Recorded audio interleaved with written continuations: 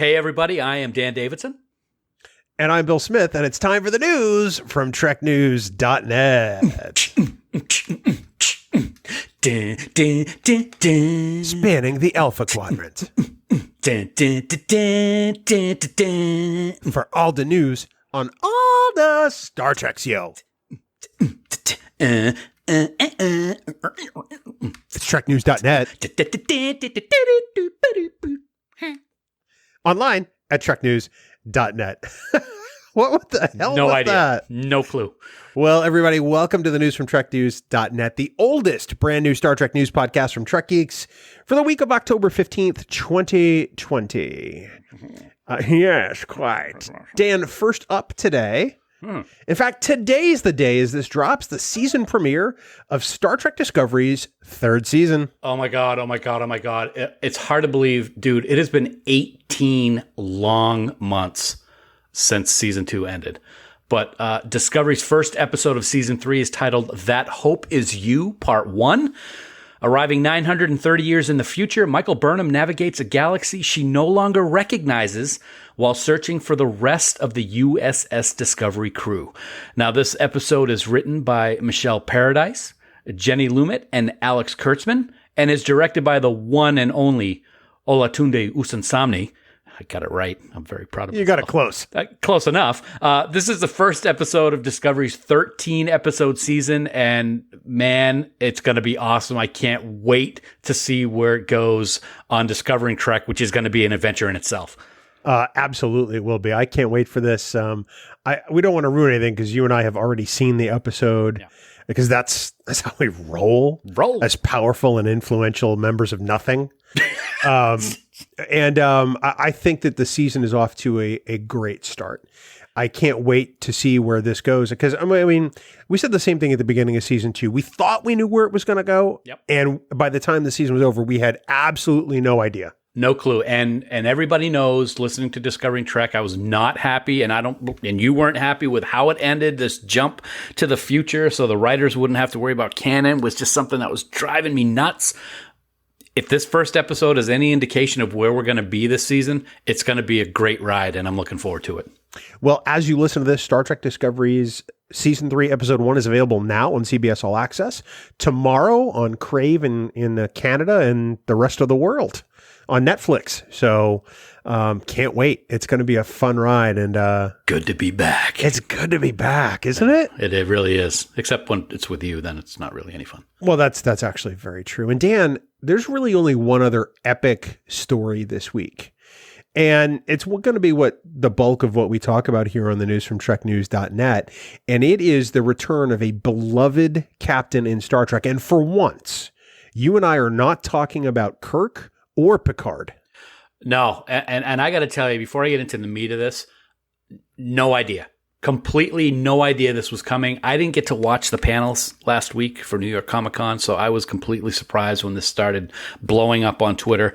Oh my God. Absolutely incredible news. As I said, last week during the New York Comic Con Metaverse panel, Star Trek executive producer Alex Kurtzman let us all know in a huge secret that's been in the works for about a year, introducing the forthcoming Nickelodeon animated series Star Trek Prodigy will be none other as the Star Trek Voyager's legendary Kate Mulgrew, who is going to reprise her role of Captain Kathryn Janeway. Head exploding right now. As much as Bill wants that to happen in reality, it's still exploding based on that announcement last week. It's absolutely unbelievable. Now, from the article on TrekNews.net, quote, I have invested every scintilla of my being in Captain Janeway, and I can't wait to endow her with nuance that I never did before in Star Trek Prodigy, end quote, is what Mulgrew said, who also said she was first approached by Kurtzman for the show over a year ago. She also said, and this is the quote that just drew me to tears watching the video, how thrilling to be able to introduce to these young minds an idea that has elevated the world for decades. To be at the helm again is going to be deeply gratifying in a whole new way for me, end quote. Star Trek Prodigy is going to follow the adventures of a group of teenagers who discover a derelict starship Starfleet ship and explore the galaxy together. It's going to premiere in 2021 exclusively on Nickelodeon. And I got to tell you, Bill, listening to Kate talk about how excited she is for this and just the phrases that she used completely blew me away and really showed me that to her core, she loves playing Kathryn Janeway. She absolutely does. I didn't get to see the panel live, but when I watched the video, I got to tell you, you and I were in Las Vegas a couple of years ago when Patrick Stewart made his surprise entrance to announce Star Trek Picard, or what would eventually become Star Trek Picard, and that he was coming back to Star Trek. And I had the same goosebumps. I had the same feeling to know that Kate Mulgrew was coming back to Star Trek in this manner. Yeah. I think this is amazing. What a great way to revisit this character. And I got to tell you, I have a theory. Oh, do you have a theory? Well, I'll let you rub Abby's belly for a second, and then I want you to tell me all about that theory. But what I think is great is Kate talked about the fact that she was not able to do certain things that she would have liked to do with Janeway when it was a television show that was real people and on real sets. And she talked about how excited she is to be able to go into a recording booth and do things with Janeway that she's never been able to do before, based on the fact that this is going to be animation. I can't wait to see what ideas she's got in her head about what she's going to do with this character. It's going to be awesome. And now for the exclusive TrekNews.net Trek Geeks news segment, Theory, it's Bill Smith. The official theory segment sponsored by TrekNews.net. Oh, very nice. I think that the derelict starship that is discovered is the USS Voyager. And because they have stated specifically she's playing Captain Kathryn Janeway and not Admiral Kathryn Janeway, I think that Janeway is a hologram. Wow. I think that's pretty cool. I think that they find the ship. They discover that they can utilize it, and somehow or other they stumble across the equivalent of an emergency command hologram, or they ask the computer to give them more information or to give them some guidance, and up pops the avatar of Kathryn Janeway, and that's how she's a character in this particular series. I have no knowledge. I have nothing to go on. I could be completely off base and will be happy if I am. But I think that's what I would do. So in your little nanite-sized brain with this theory, I have a question for you. Yeah. Is this show going to take place after they get back to Earth and somehow Voyager is lost again or put out to pasture or something? Who knows where in the timeline it could take place.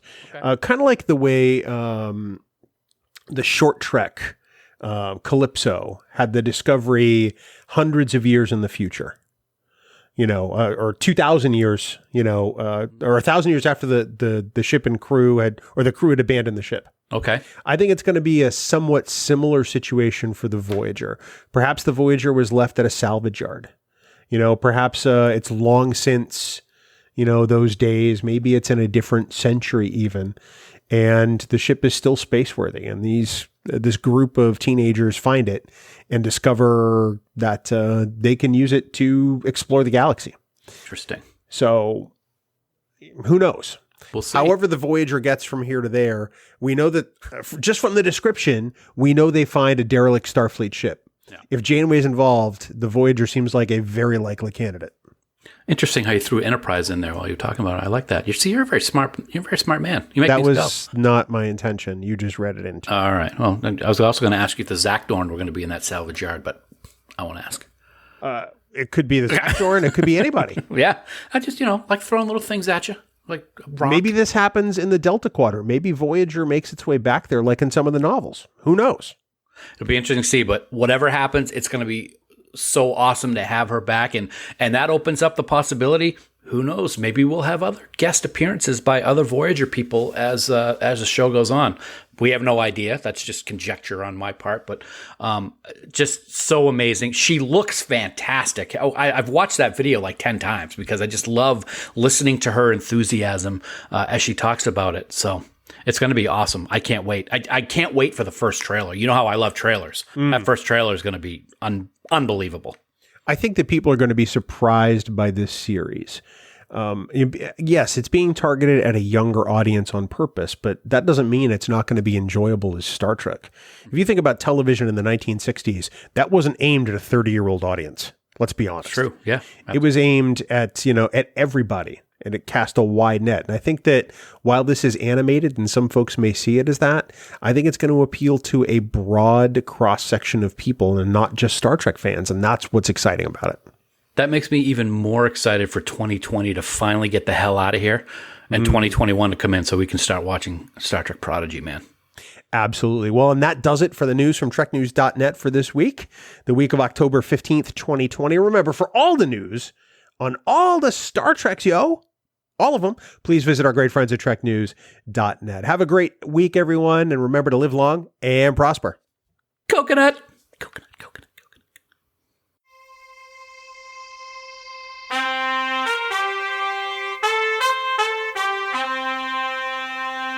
Coconut.